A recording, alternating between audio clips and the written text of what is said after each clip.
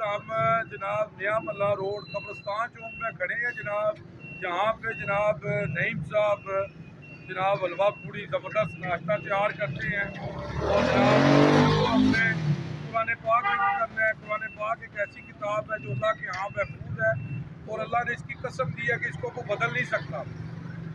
اور میں کیا بیان کروں صلی اللہ علیہ وسلم کی شان میں، اللہ نے سب کچھ نازل کر دیا ہے قرآن میں۔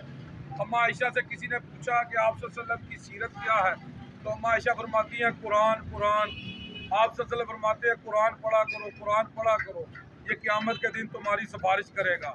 اللہم صلی علی محمد والے محمد جی۔ تو جناب آئیں نعیم صاحب کو قرآن پاک گفٹ کرتے ہیں۔ جی السلام علیکم جناب، نعیم صاحب کیا حال ہے؟ جب ٹھیک ہو، خیریت ہے؟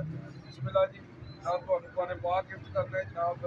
اور سناؤ، کام کا سناؤ، کیا حال ہے؟ شکر ہے، مسئلہ مسائل ہے تو جناب شکر ہے، جاواجی تھوڑے واسطے حاضر ہے جناب۔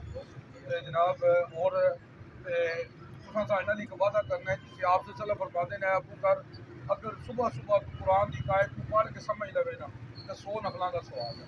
ساری اکثریت قرآن پڑھ رہی ہے، ہاں جی، ثواب بھی مل رہا ہے، پر ترجمے نال نہیں پڑھ رہی۔ ساری کوشش ہے کہ قرآن ترجمے نال پڑھیا جائے، ہاں جی، تو تم ساڈے وعدہ کر دو ہاں جی، صبح اٹھ کے نہ پڑھنا اللہ خیر الرازقین، اللہ بہتر رزق دینے والا ہے، ہاں جی، تے تسی جناب دیکھو نا رازق دی طرف آؤ، رزق آپ پہ تہاڈی طرف آ گیا۔ اللہ قرآن پاک ہی فرماتا ہے جی کہ تم پر وہ چیز حرام ہے جس پر اللہ کے سوا کسی اور کا نام پکارا جائے، ہاں جی، کہ اللہ دے نام دی چیز کھانی چاہیے جی ہے جی۔ اللہ قرآن پاک ہی فرما رہے ہیں۔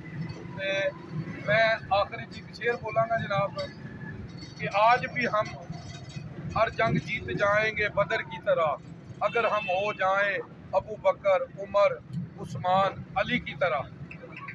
جزاک اللہ، فی امان۔